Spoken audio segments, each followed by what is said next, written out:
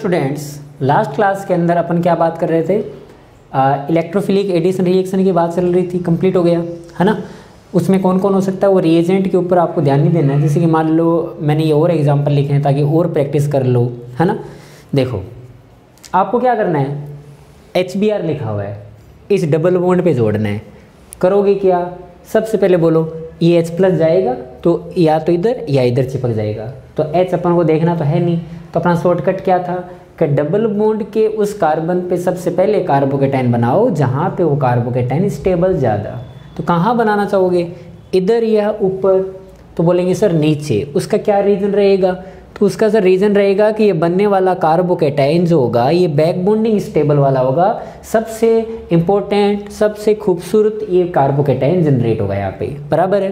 क्यों हुआ, back bonding stability है सर। इसको बाद में यहाँ पे जोड़ दो, तो ये अब कहीं जाएगा नहीं, रीअरेंजमेंट का कोई चांस नहीं। तो आपके पास प्रोडक्ट क्या मिल जाएगा, इस टाइप से। ये लो भाई, बराबर है। HCl लिखा रहे तो बताओ कार्बोकेटाइन, पहला कार्बोकेटाइन कहाँ बनाऊँ, ये बनाया। अब बोलो ये कहीं जाएगा, अभी अल्फा H के पास कम है तो ये इधर मिथाइल का शिफ्ट करेगा ना, क्योंकि H तो है नहीं। अगर H होता तो हाइड्राइड की शिफ्टिंग मिथाइल से पहले होती। बाद में बोलो मान लो ये इधर आ गया, ऐसे हो गया, ये कार्बोकेटाइन आ गया यहाँ पे, उधर वाला मिथाइल है वो इधर आ गया, ऐसा बन जाएगा। ऐसा हुआ तो उसके पास डेफिनेटली अल्फा H बढ़ गए। अब ये कहीं नहीं जाना प्रीफर करेगा, तो ये इसके चिपक जाएगा। कौन, जो न्यूक्लियोफाइल है। अगर एक से ज़्यादा न्यूक्लियोफाइल होते तो सभी न्यूक्लियोफाइल जुड़ सकते थे, क्योंकि न्यूक्लियोफाइल का अटैक फास्ट स्टेप में होता है, बराबर है। ठीक है, ये क्या लिखा है बच्चों, डाइल्यूट HCl का मतलब H प्लस तो है उसके पास, तो कार्बोकेटाइन बनाने में कोई प्रॉब्लम नहीं है, तो कार्बोकेटाइन बना दिए इसने।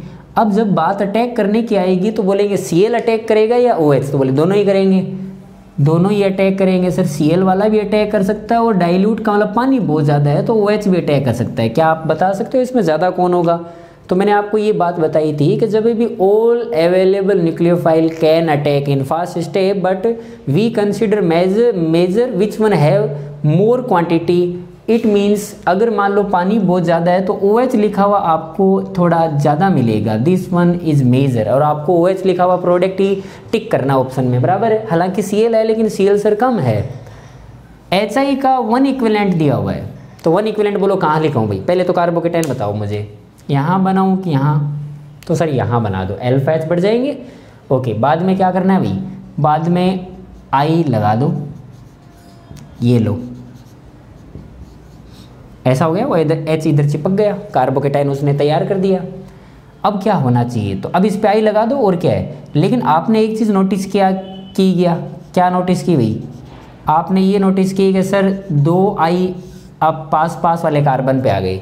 याद रखना बच्चों, विसिनल डाई आयोडाइड जो होते हैं ना, विसिनल डाई आयोडाइड, ये कभी बनते ही नहीं है, नेचर में कभी नहीं होते, ये अनस्टेबल होते हैं। तो जब भी ऐसा कभी सीन बनता है तो हमेशा वो I2 निकल जाती है अपने आप ही, ये कभी प्रोडक्ट की तरह रह ही नहीं सकते, अपने आप ही I2 का निकलना और बीच में डबल बॉन्ड आ जाना। अगर आपने 1 इक्विवेलेंट लिया तो उसका अनुसार आपको ये लिखना पड़ेगा प्रोपीन करके।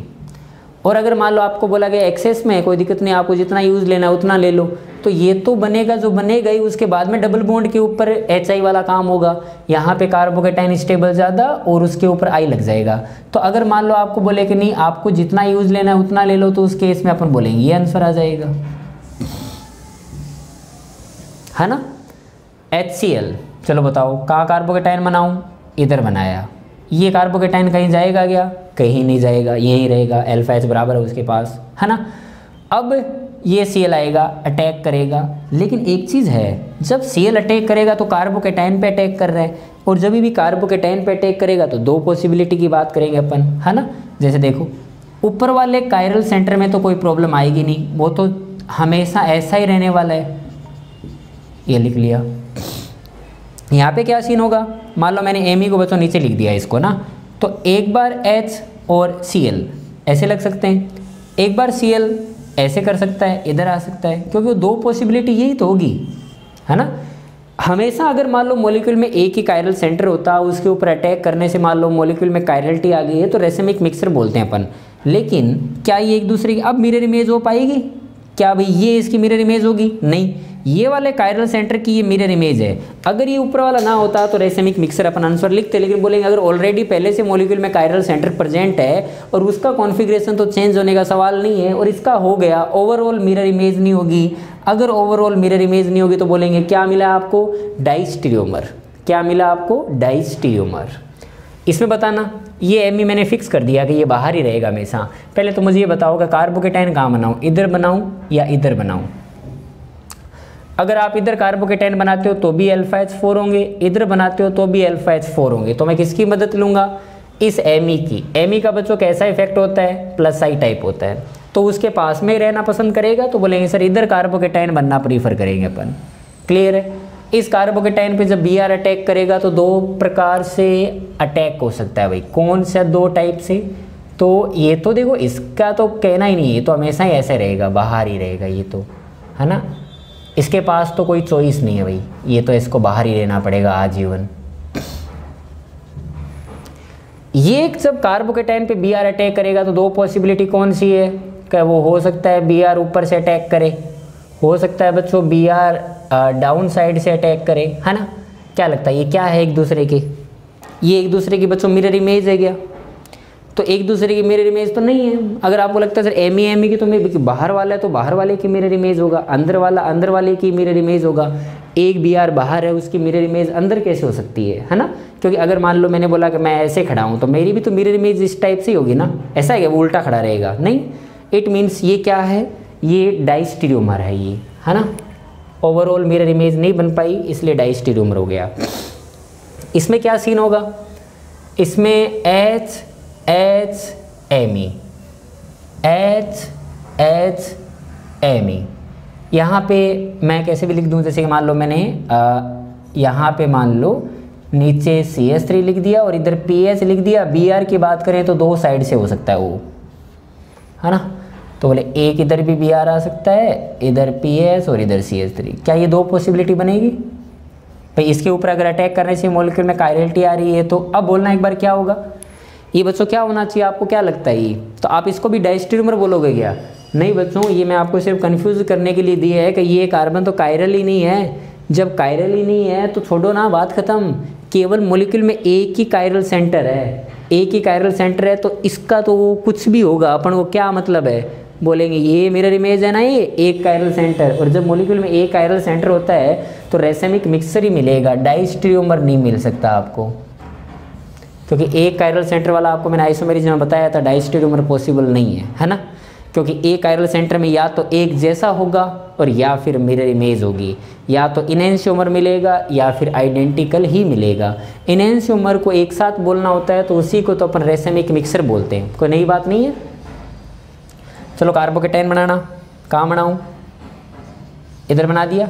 ये स्टेबल भी, रेजोनेंस स्टेबल है ये। तो इसमें क्या होगा? तो ऊपर वाले में तो कोई दिक्कत आएगी नहीं। ETH Ame। यहाँ पे क्या करूँ भाई? यहाँ पे PH को नीचे रहना दिया, इसको CH3 बन गया होगा ये। और जब Cl अटैक करने की जब बात आई तो दो साइड से अटैक हो सकता है, ये भी और इसमें तो ऐसा कैसा ही रहेगा, H Ame, यहाँ पे Cl और इधर CH3 और PH। ओवरऑल बच्चों एक बार मिरर इमेज नहीं बन पाई, तो मिरर इमेज नहीं बन पाई तो डाइस्टीरियोमर। 9th वाला वेरी इंपॉर्टेंट, कभी इस टाइप के क्वेश्चन आ जाए ना तो यहाँ पे आपको ये मैकेनिज्म का ज्ञान होना चाहिए। और जो नॉर्मल तरीके से नहीं होते हैं इस टाइप के क्वेश्चन, तो आपको थोड़ा सा लॉजिक भी लगाना है और थोड़ा दिमाग भी लगाना है। पहले तो मुझे बताओ कि ये एक डबल बॉन्ड है, ये भी एक डबल बॉन्ड है, किसका कराऊं भाई H+ के साथ रिएक्शन? तो पहला कार्बोकेटाइन स्टेबल बनना चाहिए। तो सर दोनों एक जैसे हैं, बिल्कुल कोई फ़र्क नहीं है। तो अगर कोई फ़र्क नहीं है तो मैंने हटाया, कार्बोकेटाइन बनाया। पहला काम किया मैंने, क्या किया मैंने? कार्बोकेटाइन बनाया।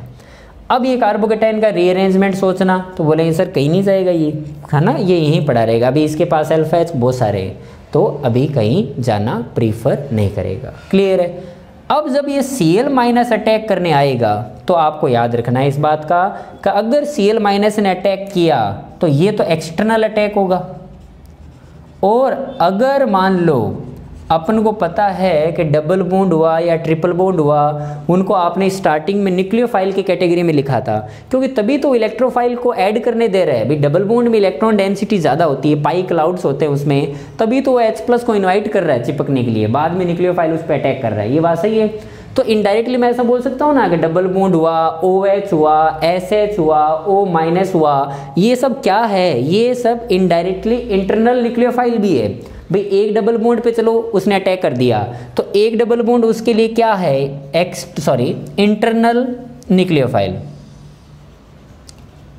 इंटरनल न्यूक्लियोफाइल यहाँ पे कौन कौन हो सकता था, तो इंटरन्यूक्लियोफाइल कैन बी OH, जिसके ऊपर लोन पेयर होता है, डबल बॉन्ड, ट्रिपल बॉन्ड, ये सब। ओके, तो ये जब अटैक करने आएगा और ये भी अटैक कर सकता है, दो पॉसिबिलिटी बन गई।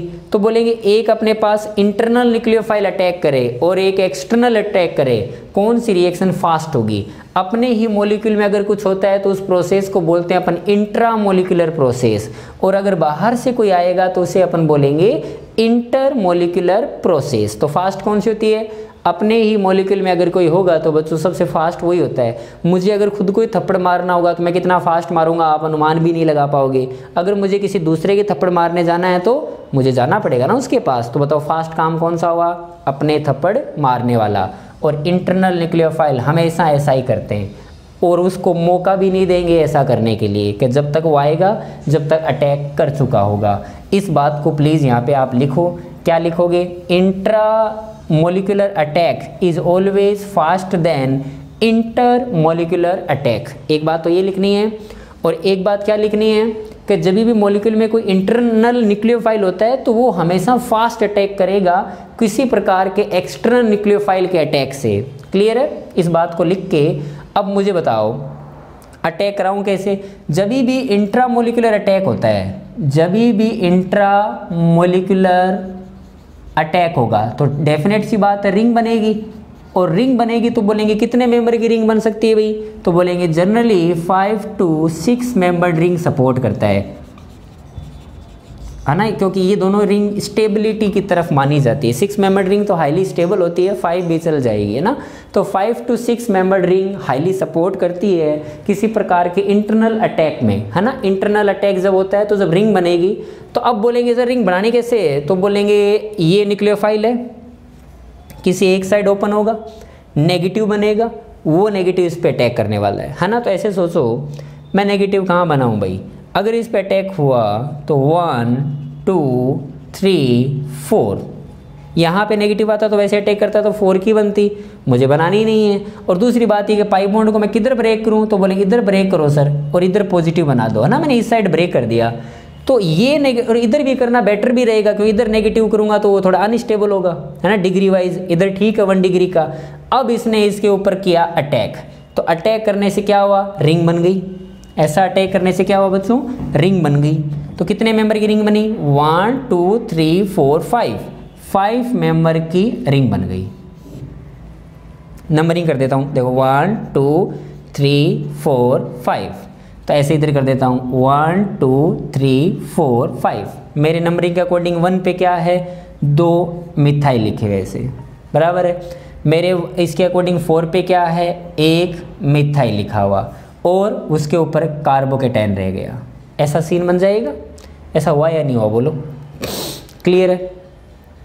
अब क्या होगा भाई, ये कार्बोकेटाइन अब फाइनली अब कुछ नहीं कर पाएगा, तो अब बोलेंगे रीअरेंज करा दो, नहीं हो पाए तो अब इंटरनल कोई न्यूक्लियोफाइल है नहीं, तो अब तो मौका ही मौका एक्सटर्नल पे, तो आराम से आएगा, शांति से इस पे अटैक करेगा और आपके पास जो फाइनल प्रोडक्ट बनेगा वो क्या बनेगा, इस कार्बोकेटाइन के ऊपर यहाँ Cl जोड़ दो, this will be the final product. ये उसका फाइनल प्रोडक्ट मिलेगा बच्चों आपको। क्लियर हुई बात, कैसे मैंने प्रोडक्ट बनाया, इसको नोट डाउन करो।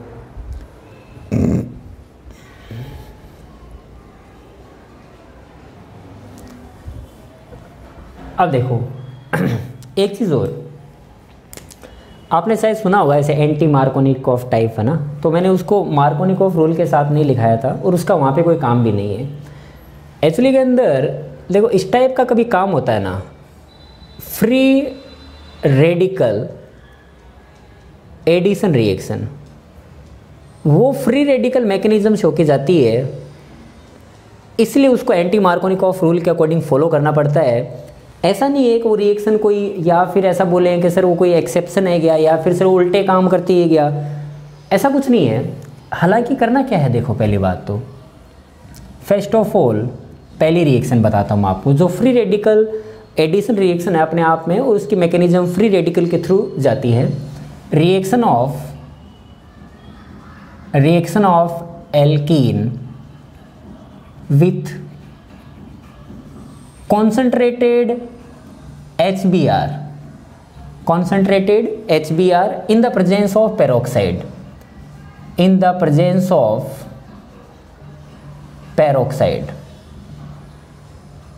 पेरोक्साइड होता है तभी उस टाइप के काम होते हैं, अदरवाइज वो चीज़ पॉसिबल नहीं है। इसका रिएजेंट कुछ ऐसा होना चाहिए बच्चों, रिएजेंट HBr ही होना चाहिए ओनली, और पेरोक्साइड की प्रेजेंस में R2O2 ले लो, चाहे आप हाइड्रोजन पेरोक्साइड ले लो, चाहे आप एल्काइल पेरोक्साइड ले लो, वो चलेगा, लेकिन पेरोक्साइड्स होने चाहिए। इसका रीज़न भी देखेंगे ऐसा क्यों होता है। फॉर एग्जांपल मान लो CH3CH डबल बॉन्ड CH2, इसकी मैंने 2 रिएक्शन करा के देखी।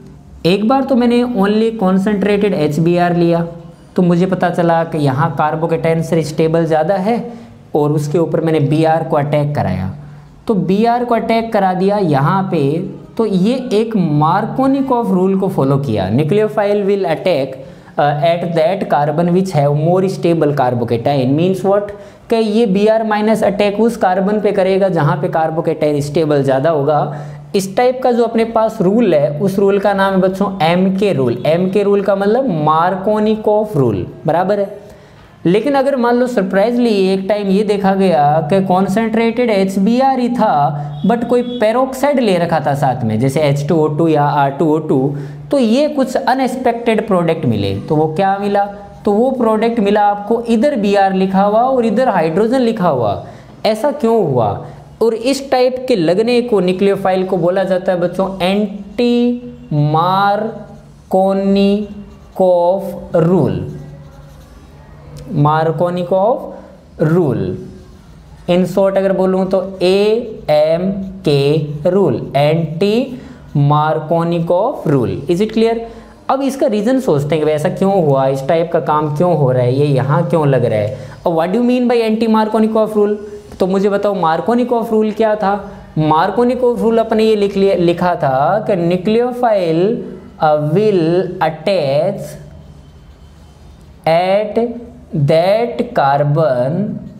at that carbon which has more stable carbocation, जहाँ पे सबसे ज़्यादा स्टेबल कार्बोकेटाइन होगा वहाँ पे अगर न्यूक्लियोफाइल जुड़ा तो that is known as Markovnikov rule. इसका उल्टा करें तो इसमें बच्चों वो डेफिनेशन NCERT वाली भी वैलिड है, कौन सी, डबल बॉन्ड के उस कार्बन पे, बिकॉज भाई इसमें रेडिकल मैकेनिज्म है ये, और रेडिकल कभी रीअरेंजमेंट नहीं कर सकते। तो एक में डेफिनेशन ऐसे लिख सकता हूँ कि anti Markovnikov rule means what. तो एंटी मार्कोनिकॉफ रूल ये होता है कि nucleophile will attach at that carbon of double bond. ऊपर वाले में देखो मैंने डबल बॉन्ड नहीं लिखा, इस वाले में मैं डबल बॉन्ड भी लिख सकता हूं, डबल बॉन्ड के उस कार्बन पे which has less stable carbocation, जो कार्बोकेटाइन स्टेबल कम होगा। जैसे कि मान लो मैंने बोला कि ये डबल बॉन्ड है, ये डबल बॉन्ड है, तो इधर कार्बोकेटाइन ज़्यादा या फिर इधर, तो इधर कम, तो इधर Br को जोड़ दिया, that is known as anti Markovnikov. और स्टेबल वाले पे जोड़ने को क्या बोलेंगे, मार्कोनिकॉफ रूल। बट रियल तो बात ये है कि बच्चों किसी प्रकार के कार्बोकेटाइन बनते ही नहीं है ना। ये तो शॉर्टकट बना दिया अपन ने एंटी मार्कोनिकॉफ रूल का, बट रियल में क्या है, रियल में वास्तविक बात ये है कि इसमें किसी प्रकार का कार्बोकेटाइन बना ही नहीं था। तो बोले ये रिएक्शन हुई कैसे होगी। ये रिएक्शन बच्चों इस टाइप से होती है कि अगर मान लो आपने पेरोक्साइड की प्रेजेंस में रिएक्शन करवा दी, तो सनलाइट तो होती है, उस सनलाइट में ये पेरोक्साइड जो होते हैं ना बच्चों ब्रेक होते रहते हैं, ये उसकी खास बात है। जैसे मान लो मैंने हाइड्रोजन पेरोक्साइड ले रखा था, let suppose, if you heat them then homolysis occur and 2 mole of OH dot, आपको ये 2 मोल ऐसे मिल गए। बाद में एक बार अगर आपने रेडिकल जनरेट कर दिया तो ये रिएक्शन प्रोपोगेट होती रहती है, आगे चलती रहती है। रिएक्शन मतलब इसको रोकना बड़ा ही डिफिकल्ट हो जाता है। तो ये रेडिकल है, वो क्या कर रहा, उसने यहाँ से H हटा लिया, उसने ऐसा सीन बनाया क्या, उसने यहाँ का एक H हटा लिया और इसको रेडिकल बना दिया Br डॉट करके और खुद को पानी बना लिया, ऐसा उसने किया। बाद में अब ये Br डॉट घूम रहा है अकेला, तो Br डॉट घूम रहा है तो इसने ढूंढा कभी कोई तो मुझे मिले अटैक करने के लिए। तो अब अटैक करने की बात आई तो मैंने इसको होमोलिसिस ऐसे ब्रेक किया बच्चों, बराबर है, इधर भी डॉट इधर भी डॉट, तो बोलेंगे डॉट डॉट टकराएंगे तो बॉन्ड बन जाएगा। तो उसके पार फिर से दो पॉसिबिलिटी आई, कौन कौन सी, एक पॉसिबिलिटी तो ये कि इधर डॉट रह जाए और इधर वाले डॉट के साथ Br लग जाए। एक पॉसिबिलिटी उसके पास ये आई कि इधर Br लग जाए और इधर डॉट रह जाए। दो पॉसिबिलिटी रिएक्शन चली। बाद में आपको तो पता है कि रेडिकल है ये, इंटरमीडिएट है रिएक्शन के, इसका मतलब कौन सा इंटरमीडिएट स्टेबल ज़्यादा उसके अकॉर्डिंग रिएक्शन प्रोसीड कर जाएगी और बाकी दूसरी वाली रह जाएगी। तो आपको क्या लगता है बच्चों, कौन सा रेडिकल स्टेबल ज़्यादा, तो बोलेंगे ये रेडिकल स्टेबल ज़्यादा, डिग्री वाइज बात करें तो। इसका मतलब अगर ये रेडिकल स्टेबल ज़्यादा है, this one is more stable, तो reaction will goes through this intermediate और इसके रिएक्शन आगे जाएगी नहीं, क्योंकि स्टेबल कम है। अगर कंपैरिजन करें तो इसका मतलब इसके इस पाथ के थ्रू रिएक्शन जाएगी।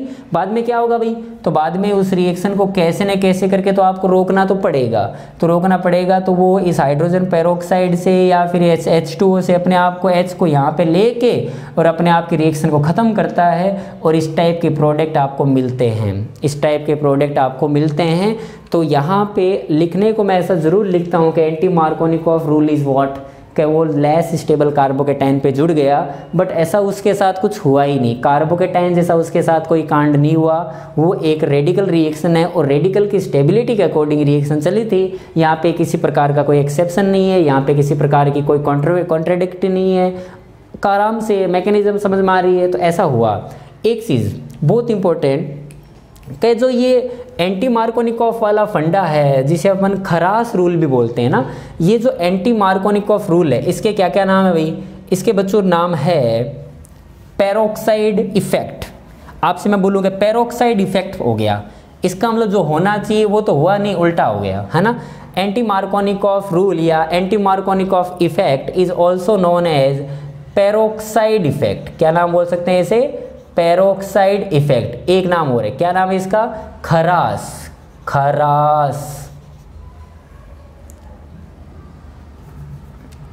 खरास रूल, खरास हो जाती है इसमें ना, इसलिए इसका नाम क्या है, Kharasch rule, peroxide effect, Kharasch effect, Markovnikov rule, sorry anti Markovnikov rule. ये बात एक ही है, सारी कहानी वो एक ही है, सब लेस कार्बोकेटाइन पे, लेस कार्बोकेटाइन पे ना।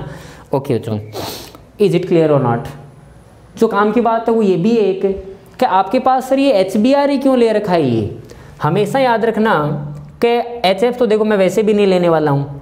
अगर आपने HI ले लिया, उसके साथ मान लो कोई पेरोक्साइड ले लिया, या फिर एक रिएजेंट ये हो सकता है कि HCl ले लिया, उसके साथ कोई पेरोक्साइड ले लिया, इनके साथ कोई एंटी मार्कोनिकॉफ का फंडा नहीं है, ये ऐसा काम नहीं करते। सिर्फ वो HBr ही एकमात्र ऐसा है जो इस टाइप के काम कर सकता है। यहाँ पे नो एंटी मार्कोनिकॉफ रूल, आपको जो भी प्रोडक्ट मिलेगा वो अकॉर्डिंग टू मार्कोनिकॉफ रूल के ही बनेगा। Only and only one case which is HBr and peroxide, only that case you will get anti Markovnikov rule के अकॉर्डिंग प्रोडक्ट मिलेगा।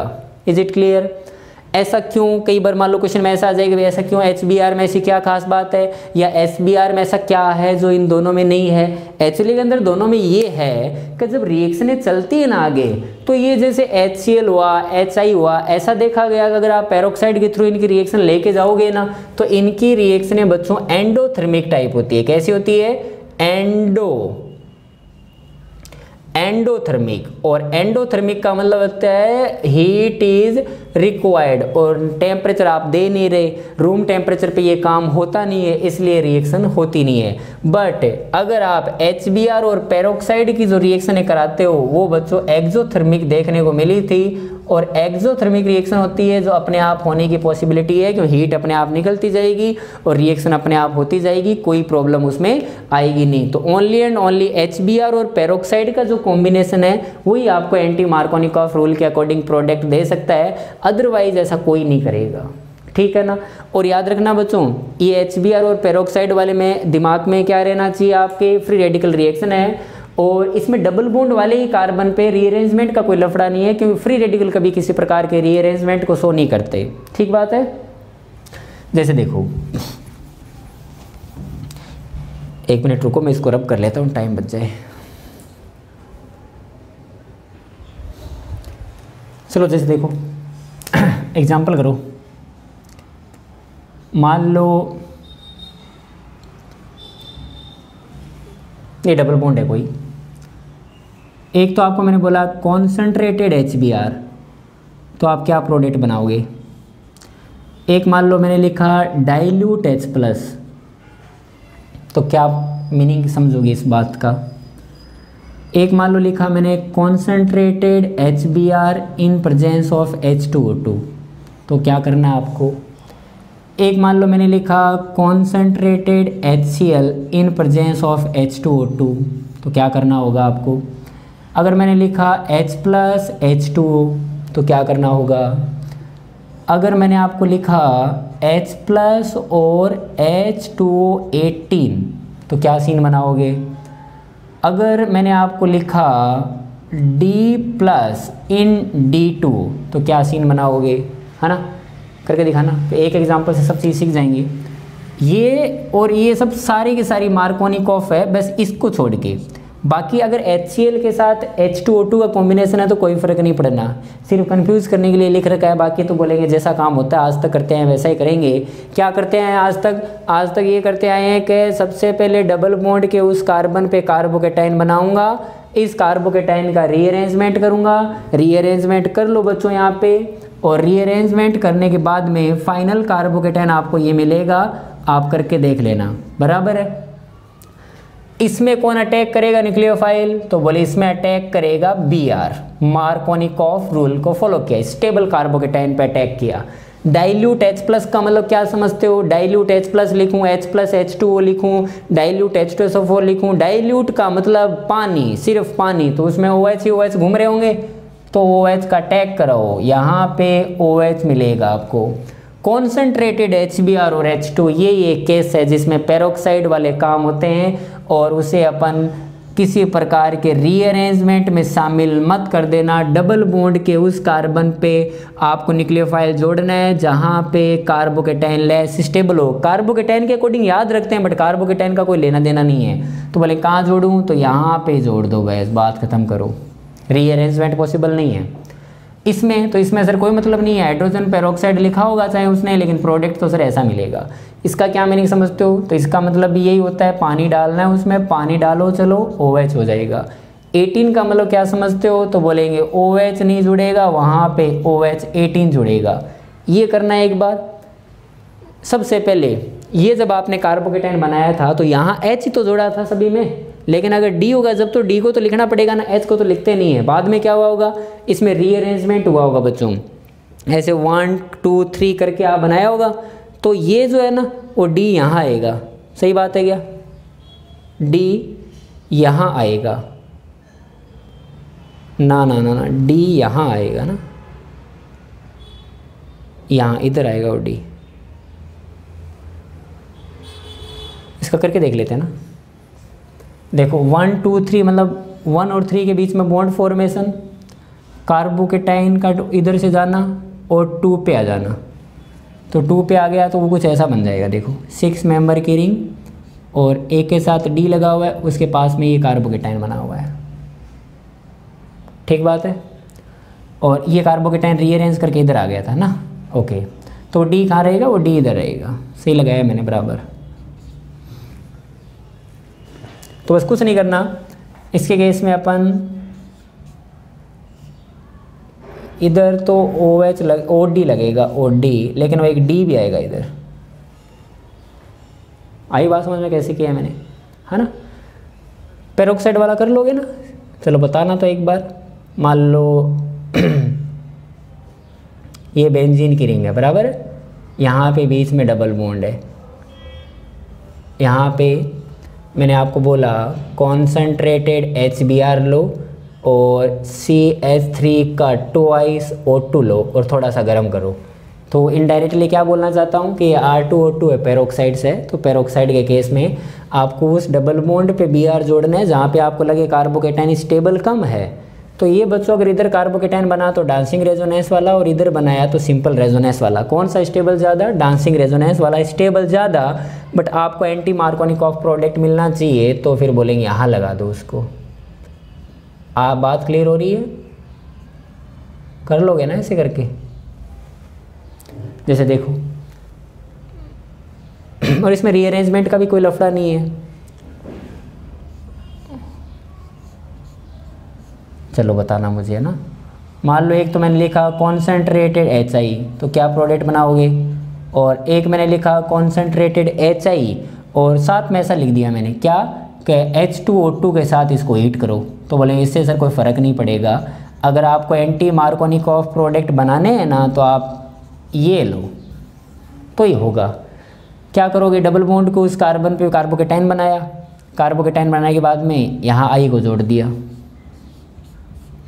बराबर। पेरोक्साइड चाहे कितना ही ले लो बच्चों, काम चलेगा नहीं, इसमें लगेगा। बताओ, डबल बॉन्ड जहाँ पे कार्बोकेटाइन स्टेबल कम है उधर Br को जोड़ दो, बाकी वैसा का वैसा रहेगा। क्लियर है? सेम एक रिएक्शन और होती है अपने पास,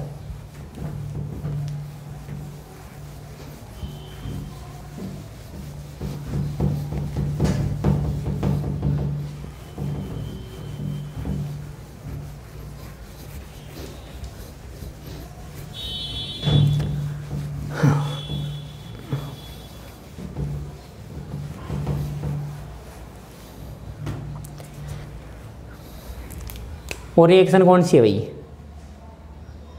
reaction with chloroform in presence of peroxide. आप इसको ऐसे सोचना, देखो इसमें रिएजेंट क्लोरोफॉर्म होगा, इसके मैकेनिज्म भी वही, सब कुछ वही है। आप इसको कंपेयर कर लो ना HBr के साथ, काम वैसा ही करना है। RCH डबल बॉन्ड CH2 होता, अगर मैं यहाँ पे HBr लिखता और यहाँ पे मान लो कोई पेरोक्साइड लिखता, तो आप क्या करते थे?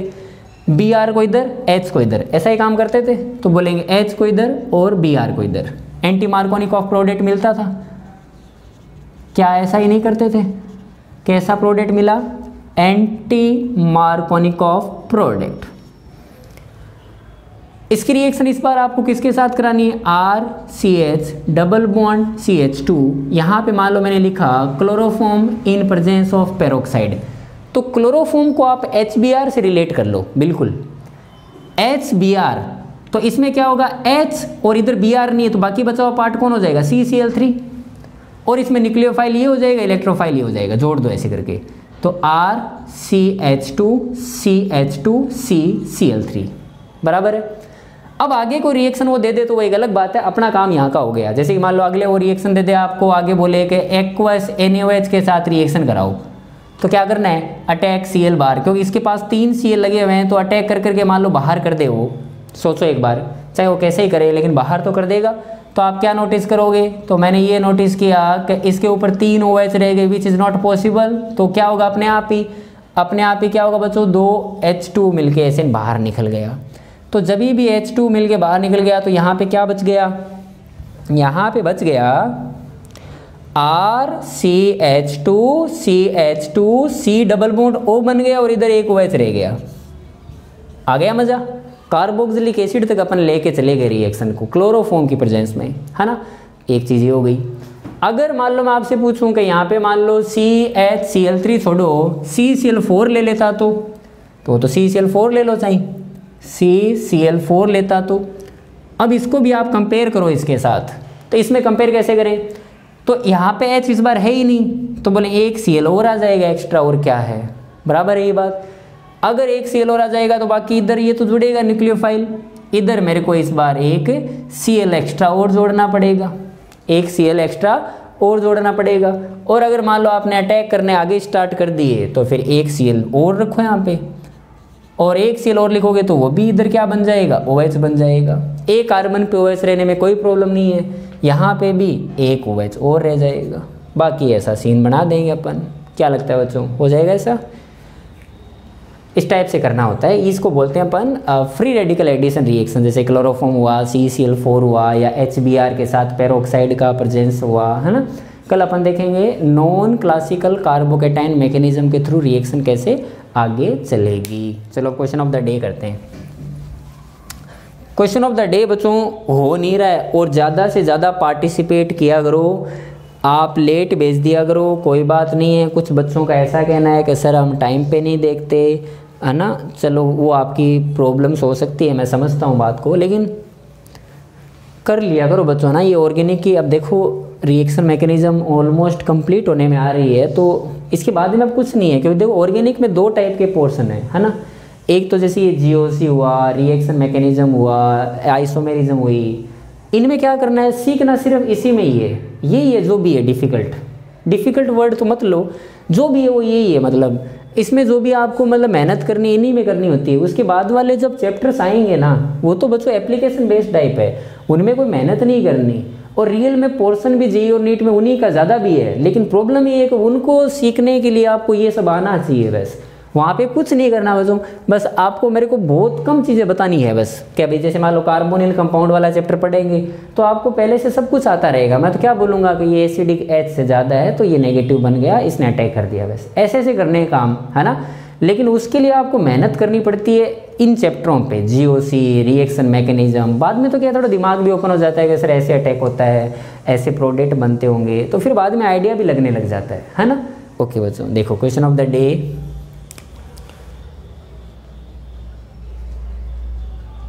ऑफ द डे,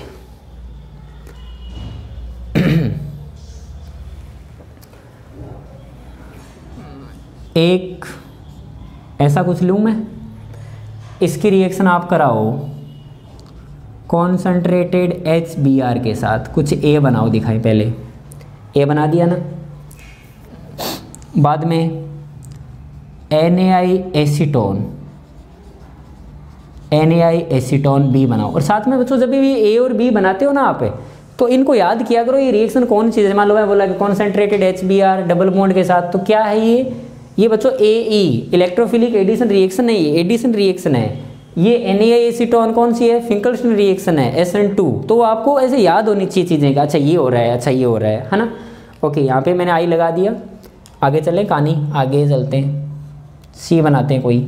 पहले इसकी रिएक्शन कराएंगे किसी ना किसी के साथ। चलो मैंने इसकी रिएक्शन कराई एक्वस NaOH के साथ, देखते हैं। C बनाओ, दिखाएं। C बना दिया। अब मैं ये चाहता हूँ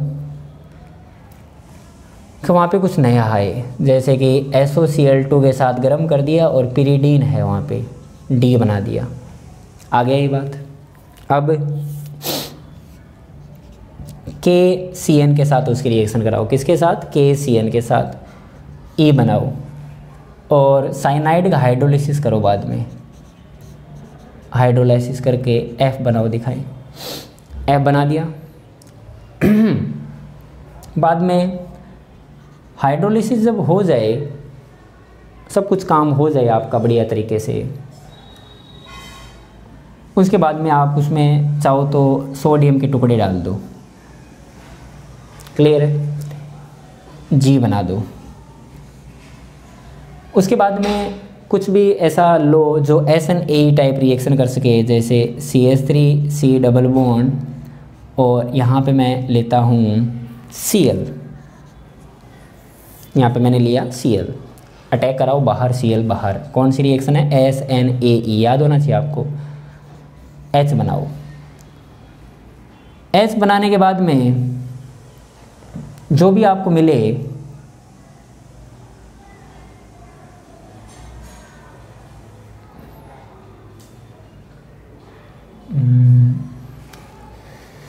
चलो इतना बता दो फिर। चलो ये H क्या होगा, आंसर कर लोगे ना। चलो बच्चों मिलते हैं, थैंक यू।